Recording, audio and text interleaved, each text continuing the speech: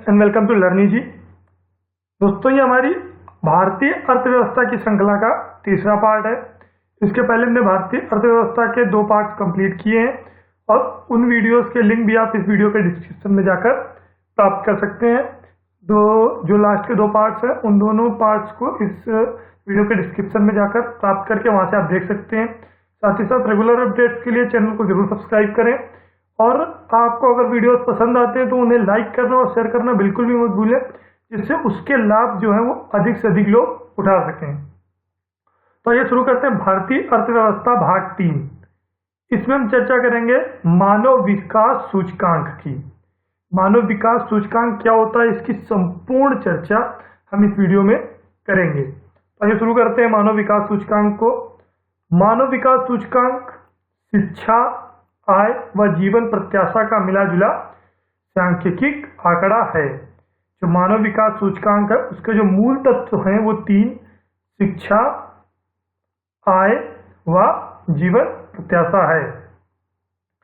ये 3 तत्व जो हैं वो मानव विकास सूचकांक के मूलभूत तत्व हैं।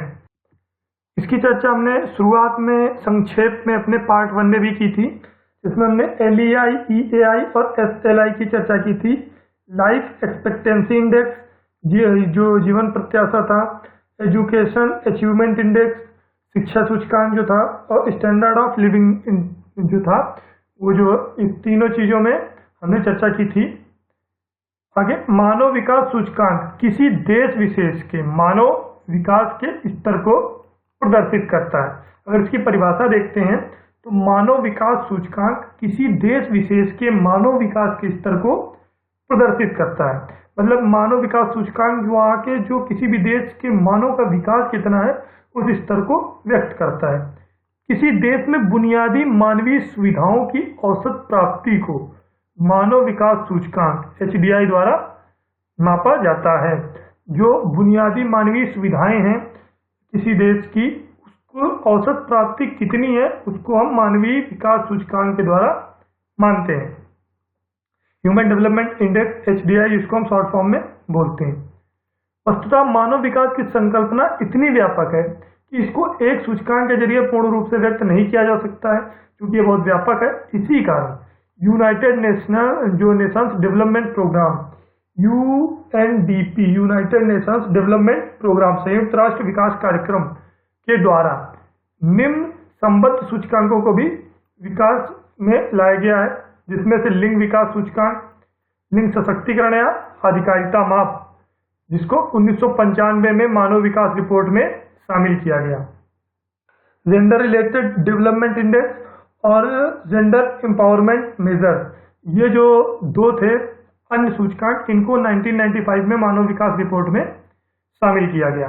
अगर बात आती है कि GDI और GEM, मतलब जेंडर डेवलपमेंट इंडेक्स या फिर जेंडर एम्पावरमेंट मेजरमेंट, इनको मानव विकास रिपोर्ट में कब शामिल किया गया? तो 1995 में। 1997 में मानव रिपोर्ट में सबसे पहले मानव निर्भरता सूचकांक को भी शामिल किया गया। जो मानव सूचकांक विकास रिपोर्ट थी उसमें 1997 में सबसे पहले ह्यूमन पॉवर्टी इंडेक्स, जिसको HPI बोलते हैं, को भी शामिल किया गया। और विकासशील देशों के लिए जो HPI थी, ह्यूमन पॉवर्टी इंडेक्स, वो 1 थी और कुछ चुनिंदा देशों के लिए इसका निर्धारण 2 किया गया। 1 और 2 के निर्धारण के अनुसार इसको व्यक्त किया गया। बात करते हैं संशोधित मानव विकास रिपोर्ट 2010। ये क्या है? तो मानव विकास रिपोर्ट 2010 में United Nations development programme UNDP के द्वारा निम्न 3 बहुआयामी मापों को भी प्रस्तुत किया गया। कौन कौन सी मापें थी? विषमता समायोजित इनइक्वालिटी एडजस्टमेंट HDI, दूसरा लिंग विषमता सूचकांक जेंडर इनइक्विटी इंडेक्स, जो जेंडर इनइक्वालिटी इंडेक्स था और जो विषमता समायोजन था, इन दोनों को 2010 के मानव विकास रिपोर्ट के जो संशोधन में था उसमें शामिल किया गया। और जो तीसरा था वो था बहुआयामी गरीबी सूचकांक, मल्टी पॉवर्टी इंडेक्स, MPI इसको बोलते हैं। इन तीनों अवधारणाओं के द्वारा मानव सूचकांक को परिष्कृत किया गया। ये जो 3 अवधारणाएं थी, विषमता समायोजित, लिंग विषमता सूचकांक और बहुआयामी गरीबी सूचकांक, इनके द्वारा मानव सूचकांक को परिष्कृत किया गया। HDI 2011 के अनुसार जो अगर बात करते हैं ज्ञान की, तो जो आधारशिला थी संकेतक ज्ञान की, पहले जो थी वो स्तर पर स्कूलों में बिताए गए औसत वर्षों को लेते थे, लेकिन बाद में स्टार्ट हुआ 2010 के बाद से, उसमें औसत वर्ष कितने थे उसमें लेते थे। मतलब जो 2010 के पहले मानव विकास सूचकांक की गणना होती थी शिक्षा में, उसमें साक्षरता को लेते थे, लेकिन बाद में साक्षरता के स्थान पर स्कूलों में बिताए गए औसत वर्षों को लिया गया।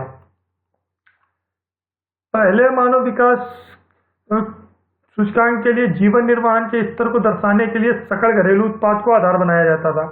जो पहले मानव विकास के लिए जीवन निर्माण का जो स्तर था, उसके लिए सकल घरेलू उत्पाद को आधार बनाया जाता था। वहीं जब 2010 का संशोधित HDI आया, उसमें जीवन निर्वाह के स्तर की माप के लिए सकल राष्ट्रीय आय को आधार बनाया गया। सकल राष्ट्रीय आय का आधार बना जीवन निर्वाह के स्तर को दर्शाने के लिए, वो HDI 2011 के बाद बना। मानव विकास सूचकांक की गणना के लिए जो नई प्रक्रिया HDR 2010 अपनाई गई, उसे आगे भी अपनाया जाता रहा। मतलब जो 2010 की संशोधित प्रणाली थी, उसको आगे कैरी फॉरवर्ड किया गया। और मानव विकास सूचकांक का जो मूल्य होता है वो 0 से 1 के बीच में होता है। मिनिमम 0 और मैक्सिमम 1 होता है। किस प्रकार से निर्धारित करते हैं उसकी देखते हैं हम एक झलक। तो मूल्य के आधार पर जो 0.800 वाले राष्ट्र अधिकतम उच्च मानव विकास वाले देशों की श्रेणी में आते हैं। मतलब जिन राष्ट्रों का मानव विकास सूचकांक में जो मूल्य होता है वो 0.800 तक होता है या इससे अधिक होता है, तो वे राष्ट्र अधिकतम उच्च मानव विकास वाले देशों की श्रेणी में आते हैं। इसके बाद जो इससे नीचे 0.70 से 0.80 मूल्य वाले देश उच्च मानव विकास वाले देशों की श्रेणी में आते हैं। वो अधिकतम उच्च मतलब उच्चतम, और दूसरा जो 0.7 से 0.8 के बीच में आते हैं वो उच्च मानव विकास वाले देशों की श्रेणी में आते हैं।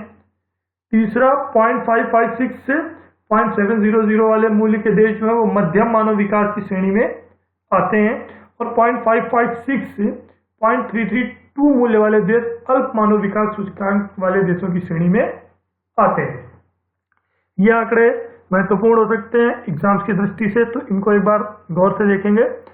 0.80 उच्चतम मानव विकास वाले देश, 0.7 से 0.8 उच्च मानव विकास वाले देश, 0.556 से 0.70 मूल्य वाले देश मध्यम मानव विकास की श्रेणी में, और 0.556 से 0.332 जिनका मूल्य होता है मानव विकास के औसत में, वो अल्प मानव विकास सूचकांक की श्रेणी में आते हैं। अगर भारत की बात करते हैं तो जो स्थान रहा है मानव विकास की श्रेणी में 187 देशों की गणना के लिए जो 2013 में किया गया था वो 136 था। बात करते हैं भारत मानव विकास रिपोर्ट क्या थी या क्या है। तो भारतीय योजना आयोग, जो कि इस समय नीति आयोग है, national information for transforming India, जो नीति आयोग है, इसकी संस्था institute of applied man power research, जो भारतीय योजना आयोग, तात्कालिक भारतीय योजना आयोग के द्वारा जो ये संस्था थी, जिसकी उसके द्वारा सबसे पहले 2002 में देश के संदर्भ में भारत मानव विकास रिपोर्ट तैयार की गई। इस संस्था के द्वारा 2011 के लिए दूसरी रिपोर्ट तैयार की, जिसे भारत मानव विकास रिपोर्ट 2011 के नाम से जाना जाता है।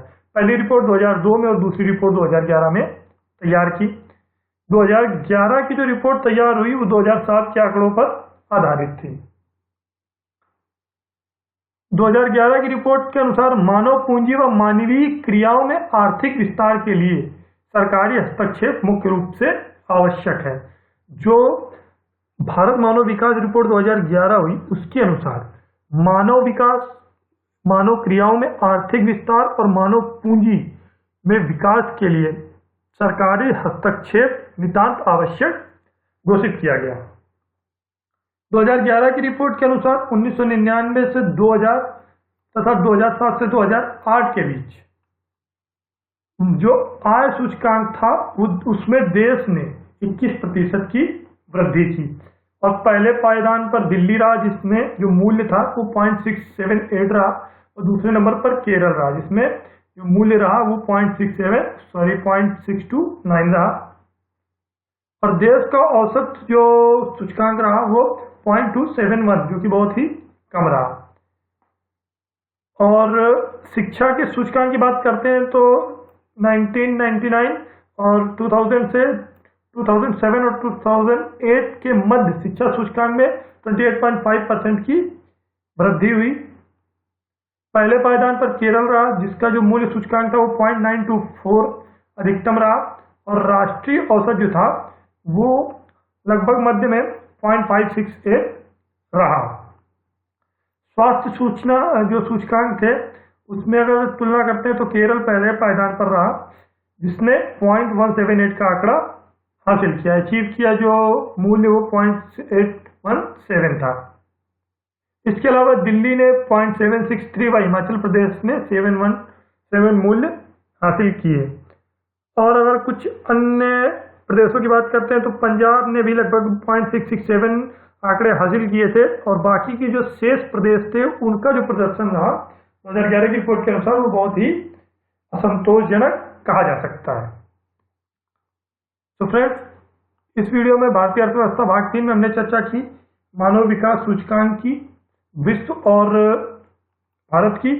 पार्ट 3 के लिए आप सजेस्ट कर सकते हैं कि पार्ट जो नेक्स्ट होगा हमारा पार्ट 4, उसमें हम गरीबी, बेरोजगारी या समावेशी विकास, इन तीनों में से कौन से टॉपिक को पहले शुरू करेंगे, या आप हमें कमेंट बॉक्स में बता सकते हैं। जिसके लिए ज़्यादा कमेंट आएंगे हम उस टॉपिक को पहले पिकअप करेंगे। इसके बाद हम आगे इन तीनों टॉपिक्स को ख़त्म करने के बाद, गरीबी, बेरोजगारी और समावेशी विकास को ख़त्म करने के बाद जो हम स्टार्ट करेंगे टॉपिक वो और डीप होंगे, जैसे मुद्रा स्थिति और बैंकिंग, इन सबसे रिलेटेड और डीप हम टॉपिक्स को स्टार्ट करेंगे भारतीय अर्थव्यवस्था में।